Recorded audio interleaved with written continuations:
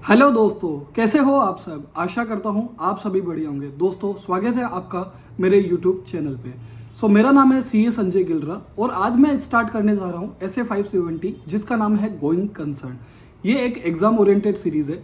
इसमें मैंने क्या किया है, पास्ट ईयर के क्वेश्चन पेपर, आईसीआई के एमटीपीज एंड आरटीपीज जितने भी रेलेवेंट पोर्शन पूछा गया है वो सारा मैंने यहाँ पे कंपाइल किया है। Basically exam oriented, fully exam oriented series है।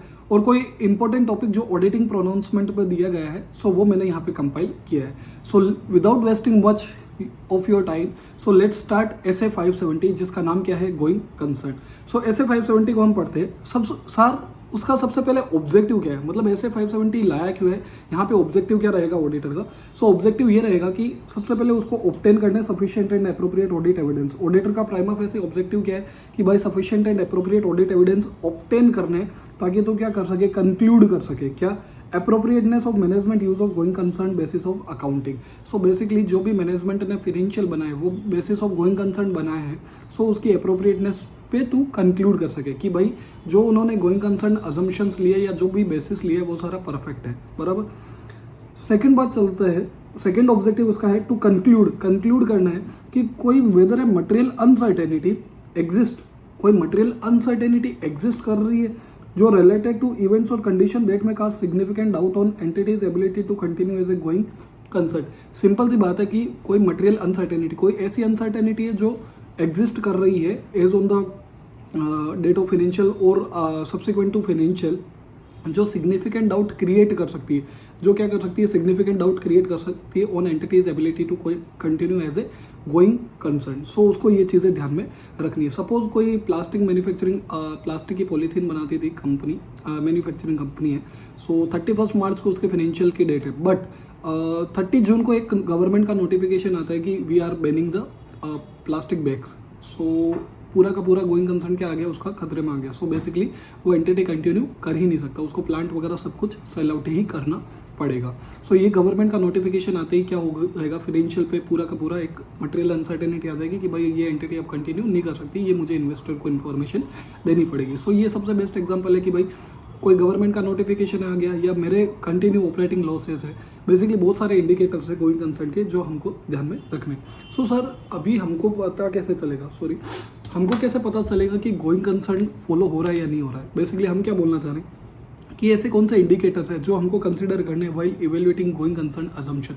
ऐसे कौन से इंडिकेटर्स है जिससे हमको पता चलेगा। सबसे पहला टॉपिक ही अपना यही है कि what are the indicators to be considered while evaluating. हमको इवेल्युएट करना है गोइंग कंसर्न अजम्पशन को। जब भी हम लोग रिस्क असेसमेंट प्रोसीजर परफॉर्म करेंगे, बेसिकली जब हम लोग रूटीन ऑडिट करेंगे, जो हमारे रूटीन ट्रांजेक्शनल ऑडिट करेंगे, हम लोगों को ये चेक करना है, हम लोगों को ये ध्यान में रखना है कि कोई ऐसी इवेंट या कंडीशन आइडेंटिफाई हो रही है जो significant down on entity's ability to continue as a going concern. मतलब ऐसी कोई एंटिटी है, ऐसे कोई इंडिकेटर्स है जो सिग्निफिकेंट डाउट क्रिएट कर रहे हैं। अब एग्जाम्पल क्या क्या हो सकते हैं, देखो ये एग्जाम पर्सपेक्टिव है, तो अभी आपको जो ये रेड हाईलाइटेड एरिया है ना, वही आपको याद में रखना है ताकि आप एग्जाम में प्रॉपर आंसर फ्रेम करके लिख पाओ। सबसे पहला इंडिकेटर क्या हो जाएगा, मैनेजमेंट का खुद का इंडिकेशन है, मैनेजमेंट का खुद का इंटेंशन है टू लिक्विडेट द एंटिटी। सबसे पहला पॉइंट क्या हो गया मेरा, मैनेजमेंट का intention to liquidate the entity. Loss of की मैनेजमेंट पर्सन का लॉस हो गया, मतलब CFO, CEO, CCO सारे छोड़ के चले गए कंपनी को। It may be a major indicator. Loss of major market या की कस्टमर, सबसे हमारा बड़ा कस्टमर हुआ करता था सपोज XYZ लिमिटेड, और उसने अपनी जगह किसी और को रिलेशनशिप बना लिया, मतलब बेसिकली किसी और से प्रोडक्ट खरीदना शुरू कर दिया। अपना क्वांटम कम हो गया और वो मेजर की कस्टमर था हमारा। लेबर की डिफिकल्टीज आ रही है, लेबर की स्ट्राइक्स या कंटिन्यूस स्ट्राइक चल रही है, या लेबर का जो रहने का कॉस्ट है वो उनको परवड़ नहीं रहा है, तो वो उन्होंने शिफ्टिंग मारना शुरू कर दिया या माइग्रेट करना शुरू कर दिया। Shortage of important supplies, shortage of important supplies भी एक बहुत बड़ा एग्जांपल है। जैसे कंपनीज, काफ़ी सारी companies just in time approach follow करती है, तो बट ये अभी कैसा हो रहा है कि जो मेरा सप्लायर है उसके पास भी शॉर्टेज है, क्योंकि उसको भी आगे से गुड्स नहीं मिल रहे, वो भी प्रोड्यूस करके हमको सेल नहीं कर पा रहा है। These are the indicator. Emergence of highly successful competitor, ऐसा सक्सेसफुल इमरजेंस हो गया।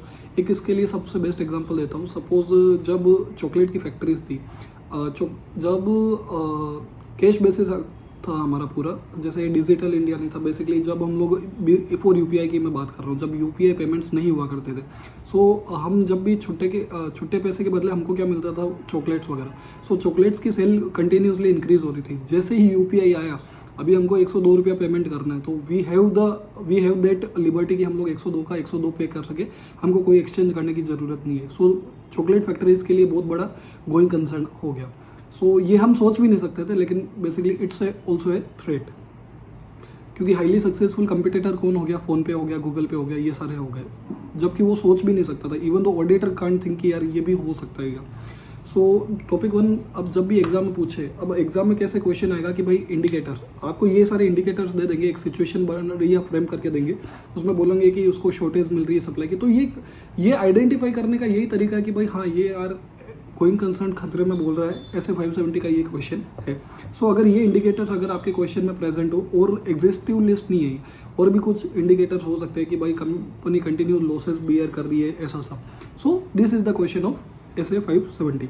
सो ये टॉपिक 1 था भाई SA 570 का, कि मेरे कौन कौन से इंडिकेटर हो सकते हैं।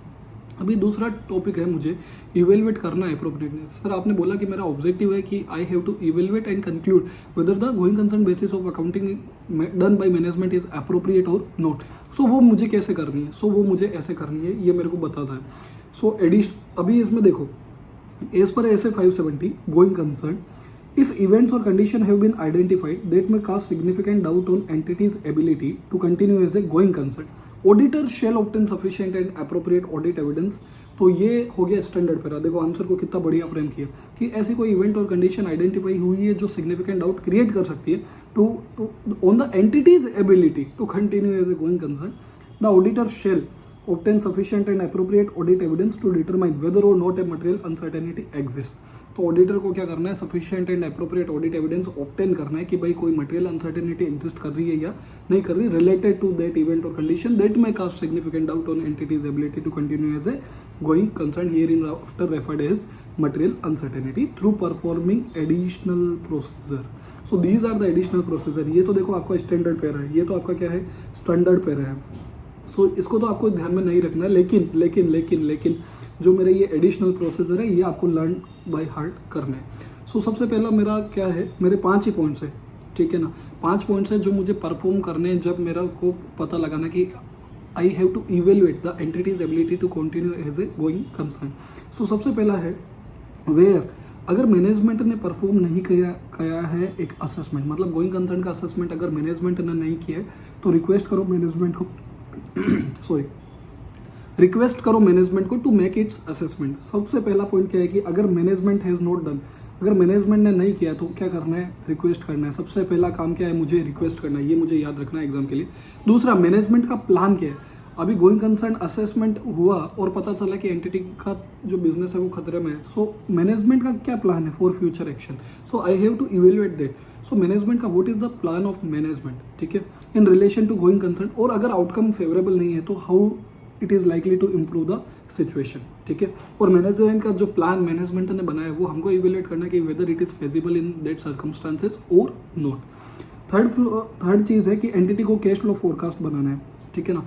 फोरकास्ट ऑफ कैश फ्लो बनाना है कि भाई मेरा ऑपरेटिंग एक्टिविटीज से कितना कैश फ्लो आएगा, इन्वेस्टिंग से कितना जाएगा और फाइनेंसिंग से कितना आएगा या जाएगा। तो evaluate the reliability of the underlying data, ठीक है ना। अगर एंटिटी ने कैश फ्लो फोरकास्ट बनाया है तो मुझे उसका जो अंडरलाइंग डेटा है वो उसको मुझे इवेल्युएट करना है कि मैनेजमेंट ने क्या अजम्पशंस लिए, मैनेजमेंट ने क्या सपोर्ट एडिकेट सपोर्ट है अजम्पशंस का या नहीं। फिर fourth one is I have to evaluate whether any additional fact और इन्फॉर्मेशन अवेलेबल है या नहीं है जिस पे मैनेजमेंट ने असेसमेंट बनाया है। So whether there is any additional facts और इन्फॉर्मेशन अवेलेबल और नॉट। और लास्ट में हमको क्या करना है, सिंपल सा रिक्वेस्ट करना है रिटर्न रिप्रेजेंटेशन। सो अगर एग्जाम में ये क्वेश्चन आता है एडिशनल प्रोसीजर परफॉर्म करने का, तो इसके 5 ही पॉइंट्स है। देखो सबसे पहला पॉइंट क्या है कि request management to make its assessment, कि भाई मैनेजमेंट से तुम लोग रिक्वेस्ट करोगे। दूसरा, मैनेजमेंट का प्लान क्या है फ्यूचर एक्शन का वो तुम्हें पता होना चाहिए। अगर मैनेजमेंट ने कैश फ्लो फोरकास्ट बनाया है तो उसका सोर्स ऑफ अंडरलाइंग डेटा तुमको इवेल्युएट करना है। और whether there is any additional facts और इन्फॉर्मेशन अवेलेबल, तो तुमको उसको चेक करना है और रिक्वेस्ट करना है लास्ट में रिटर्न रिप्रेजेंटेशन, ठीक है, यह आपके 5 नंबर पूरे होते हैं। थर्ड है, अगर मटेरियल अनसर्टेनिटी एग्जिस्ट होती है तो ऑडिटर की क्या ड्यूटीज़ रहेगी। अगर मेरी मटेरियल अनसर्टेनिटी एग्जिस्ट हो रही है तो what are the duties of auditor. अगर ऑडिटर कंक्लूड करता है ये सब प्रोसीजर करने के बाद, ये सारे प्रोसीजर करने के बाद ऑडिटर कंक्लूड कर रहा है कि जो मैनेजमेंट का यूज़ है of going concern basis of accounting is appropriate in circumstances, मतलब मैनेजमेंट ने जो गोइंग कंसर्न लिया है वो अप्रोप्रिएट है, लेकिन फिर भी एक मटेरियल अनसर्टेनिटी एग्जिस्ट कर रही है, मटेरियल अनसर्टेनिटी एग्जिस्ट कर रही है। सो ऑडिटर को क्या करना है, ऑडिटर को क्या करना है, एडिक्वेटली डिस्क्लोज करना है। ऑब्वियसली बात है, ऑडिटर क्या करेगा, इन्वेस्टर को बताना कि भाई जो प्रिंसिपल इवेंट्स और कंडीशन है उसको क्या बताना है, इन्वेस्टर को बताना पड़ेगा कि डिस्क्लोज करना पड़ेगा कि भाई प्रिंसिपल इवेंट्स और कंडीशन है, ये सारी प्रिंसिपल इवेंट्स और कंडीशन है जो मैं cast significant doubt on entity's ability to continue as a going concern and management का प्लान क्या है। ऑडिटर को पता है कि ये सारी मेरी material uncertainty, so he have to inform the investor. So उसको सबसे पहले डिस्क्लोज करना प्रिंसिपल इवेंट्स और कंडीशन और मैनेजमेंट का क्या प्लान है। सो पहला पॉइंट मेरा ये हो गया। सेकंड पॉइंट है डिस्क्लोज करना क्लियरली कि मटेरियल अनसर्टेनिटी एग्जिस्ट कर रही है। उसको क्लियरली डिस्क्लोज करना है कि भाई मटेरियल अनसर्टेनिटी एग्जिस्ट कर रही है और अगर ऐसा हुआ तो एंटिटी में be unable to realise its assets and discharge its liabilities, liabilities का पेमेंट नहीं कर पाएगी और एसेट्स का रियलाइजेशन नहीं कर पाएगी। ठीक है, अगर एडिकेट डिस्क्लोजर नहीं बनाया है, अगर मैनेजमेंट रिफ्यूज कर रहा है या एडिकेट डिस्क्लोजर मैनेजमेंट ने खुद ने फाइनेंशियल्स के अंदर नहीं किया है तो ऑडिटर क्या करेगा, क्वालिफाइड या एडवर्स दे देगा ओपिनियन। ऑडिटर क्या कर सकता है, क्वालिफाइड ओपिनियन और adverse opinion is appropriate in accordance with SS 705 and in the basis for qualification या एडवर्स ओपिनियन में वो क्या बोलेगा कि ऑडिटर रिपोर्ट स्टेट करेगा कि भाई मटेरियल अनसर्टेनिटी एग्जिस्ट कर रही है जो सिग्निफिकेंट डाउट क्रिएट कर रही है एंटिटी की एबिलिटी पे to continue as a going concern and financial statement do not adequately disclose the matter. So simple सा बात है, अगर मैं शॉर्ट समरी में आपको समझाऊं कि अगर मटेरियल अनसर्टेनिटी एग्जिस्ट करती है तो ऑडिटर को क्या करना है, डिस्क्लोज करना है। पहली बात तो प्रिंसिपल इवेंट्स और कंडीशन और मैनेजमेंट का प्लान क्या है। ठीक है, डिस्क्लोज क्लियरली करना है कि भाई अगर मटेरियल अनसर्टेनिटी एग्जिस्ट होती है तो entity normal course of business में डिस्चार्ज नहीं कर पाएगी लाइबिलिटीज और रियलाइज नहीं कर पाएगी एसेट्स। सेकंड पॉइंट हो गया ये, अगर एडिक्वेट डिस्क्लोजर मैनेजमेंट ने फाइनेंशियल्स के अंदर क्रिएट नहीं कर रहा है so he have to qualify either qualify और एडवर्स ओपिनियन, और in the basis for qualified और एडवर्स ओपिनियन में वो क्या देगा, वो बोलेगा कि भाई मटेरियल अनसर्टेनिटी एग्जिस्ट कर रही है लेकिन मैनेजमेंट ने डिस्क्लोज नहीं कर रहा है इस फैक्ट को फाइनेंशियल्स के अंदर। लास्ट है, what are the reporting requirement in independent auditor report, what are the reporting requirement in the independent auditor report related to going concern. देखो सिंपल सी बात है, ये मेरा स्टैंडर्ड पैरा है कि भाई व्हेन इवेंट्स और कंडीशन आइडेंटिफाइड जो कास्ट सिग्निफिकेंट डाउट क्रिएट कर रही है गोइंग कंसर्न पे और परफॉर्मिंग एडिशनल प्रोसीजर उसने परफॉर्म किए तो उसको सिंपल सी बात है उसको क्या करना है, एडिक्वेटली डिस्क्राइब करना है प्रिंसिपल इवेंट्स के अंदर। मतलब रिपोर्टिंग रिक्वायरमेंट की कहाँ बात कर रही है, ऑडिट रिपोर्ट के अंदर उसको एडिक्वेटली डिस्क्राइब करना है प्रिंसिपल इवेंट्स और कंडीशन और मैनेजमेंट का प्लान क्या है, ये हम लोगों ने ऊपर पढ़ा ऑलरेडी। और डिस्क्लोज करना है क्लियरली कि भाई unable to realise its assets and discharge its liability, ये चीज़ें दो ऑलरेडी करनी है। लेकिन अगर एडिक्वेट डिस्क्लोजर मेड है, अगर मैनेजमेंट ने एडिक्वेट डिस्क्लोजर करा है, देखो अगर एडिक्वेट डिस्क्लोजर नहीं करा है, मैनेजमेंट ने फाइनेंशियल के अंदर गोइंग कंसर्न का नहीं दिखाया तो उसको क्या करना है, एडवर्स या क्वालिफाई करना है जो अपन ने ऑलरेडी ऊपर वाले टॉपिक में पढ़ा। लेकिन अगर उसने एडिक्वेट डिस्क्लोजर किया है तो उसको एक्सप्रेस करना है क्या, unmodified opinion, basically clean report आएगी और इंक्लूड करेगा एक सेपरेट सेक्शन, जिसका सेपरेट सेक्शन का नाम क्या हो गया, material uncertainty related to going concern. Material uncertainty related to going concern नाम का एक सेपरेट सेक्शन होगा जिसमें वो ड्रॉ करेगा जहां मैनेजमेंट ने फाइनेंशियल्स के अंदर जो नोट्स टू अकाउंट्स में मैनेजमेंट ने गोइंग कंसर्न बेसिस का नोट डाला है, सो वो वहाँ ड्रॉ कर देगा attention to the note in the financial statement और वो बोलेगा कि भाई हमारा ओपिनियन इसके अंदर मॉडिफाइड नहीं है क्योंकि मैनेजमेंट ने एडिक्वेटली डिस्क्लोज करा है और going concern basis of accounting appropriately follow करिए। सो अगर रिपोर्टिंग रिक्वायरमेंट अगर पूछा जाए, ये एग्जाम में क्वेश्चन आया हुआ है, इंपॉर्टेंट क्वेश्चन है कि अगर रिपोर्टिंग रिक्वायरमेंट है, अगर एडिक्वेटली डिस्क्लोज करा है तो मुझे क्या करना है, एडिक्वेटली डिस्क्लोज करना है प्रिंसिपल इवेंट्स और कंडीशन और मुझे ये भी बताना है कि भाई मटेरियल अनसर्टेनिटी अगर एग्जिस्ट करती है तो प्रिंसिपल तो मैं unable to realise its assets and discharge its liabilities. फिर अगर ऑडिटर एक्सप्रेस कर रहा है अनमोडिफाइड ओपिनियन तो उसको सेपरेट सेक्शन में बताना है कि भाई material uncertainty related to going concern और उसको ड्रॉ करना है attention to the note in the financial statement and वो ये बता देगा, ये लाइन डाल देगा कि भाई auditor report is not modified in respect of this matter. Summarise करूँ मैं गोइंग कंसर्न का तो सिंपल सी 4 क्वेश्चन ही है, वैसे 3 ही टॉपिक है। अभी 3 टॉपिक में कैसा कि पहला तो इंडिकेटर का जो आपको क्वेश्चन फ्रेम होकर आएगा, दूसरा मुझे इवेल्यूएट करना है तो मुझे कैसे करना है, क्या प्रोसीजर रहेगी, अगर मेरी मटेरियल अनसर्टेनिटी एग्जिस्ट करती है तो मुझे क्या करना है, और मेरी रिपोर्टिंग रिक्वायरमेंट क्या है इन द ऑडिटर रिपोर्ट। तो ये 4 क्वेश्चन थे, ईजी ऐसे था। होप सो आपको पसंद आया होगा। अगर आपको पसंद आया तो please like share and subscribe my channel. अगर आप मुझे कोई फीडबैक देना चाहते हो तो आप कमेंट सेक्शन में भी डाल सकते हो। मेरा व्हाट्सएप नंबर भी मैंने डिस्क्रिप्शन लिंक में दिया हुआ है। अगर आपको कोई क्वेरी है so you can directly WhatsApp me, I will answer in few minutes. Thank you so much, hope you will like my video. Thank you so much, all the best for your exams. Thank you.